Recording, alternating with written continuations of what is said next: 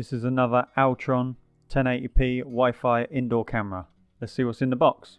Got wall plugs and screws, a bracket that allows us to mount this camera to a wall with the two holes in the base. Here you can turn to tighten and undo and rotate the camera in many different directions.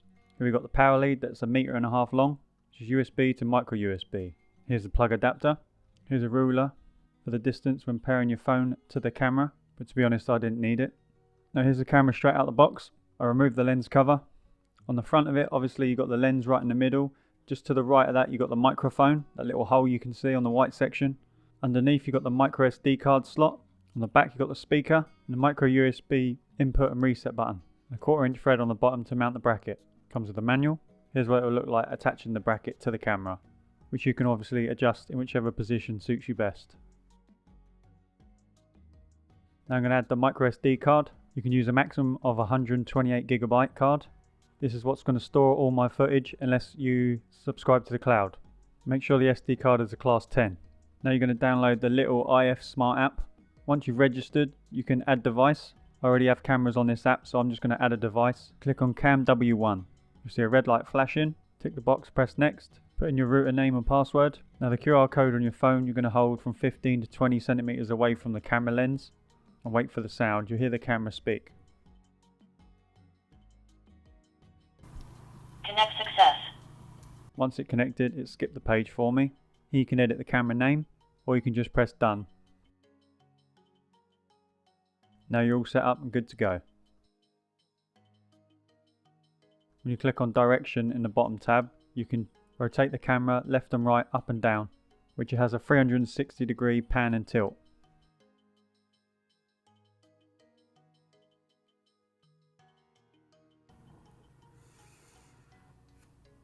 You can also swipe on the screen left or right, up and down to move the camera instead if it's easier.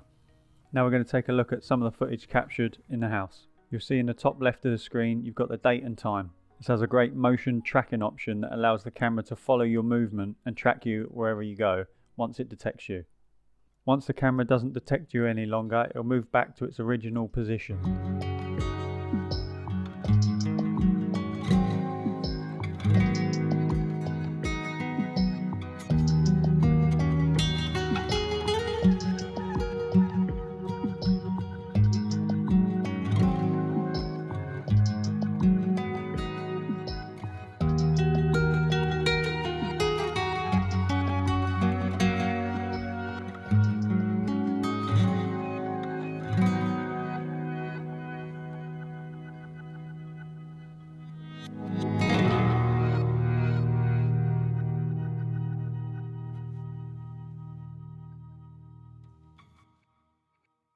Here you can see the infrared lights, allowing the camera to record at night, which will be in black and white.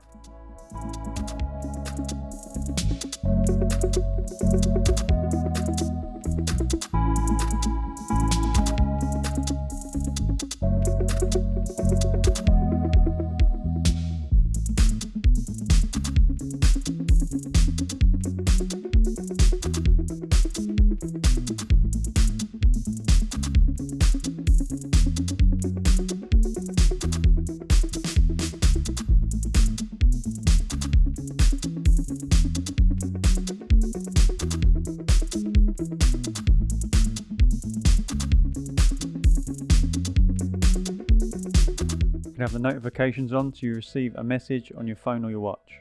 Now flicking through the settings, here's the basic function settings. You can flip the screen if you're having the camera upside down. Here's your night vision, I've got it on auto. The sounds you can turn up, detection settings, motion tracking, you can turn the sensitivity up, sound detection and human detection.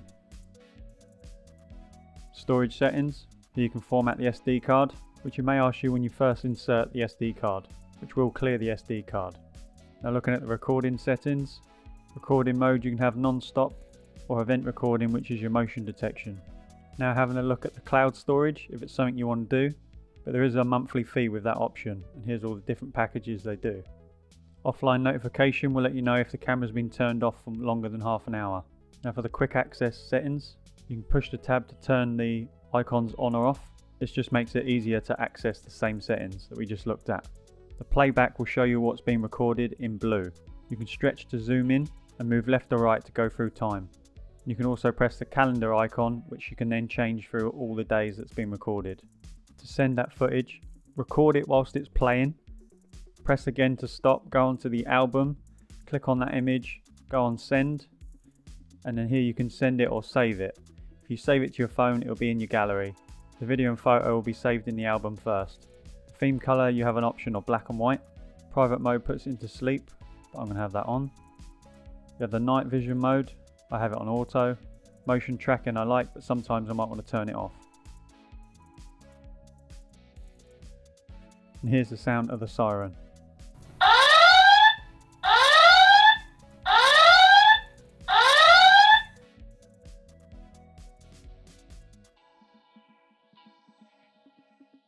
Looking at messages is all your motion detection, so you can select all, scroll through them and click view.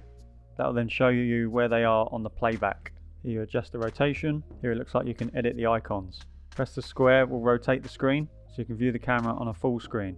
Photos and videos will go to your album. Now let's test out the mic by holding it down. Testing. Can you hear me?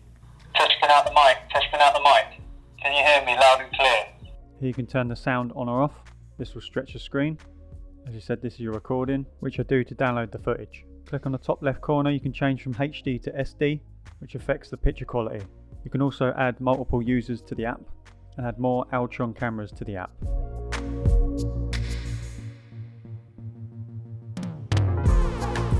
Thanks for watching. I'll leave links and information in the description below. Subscribe and like, welcome to the channel, and I'll see you in the next one.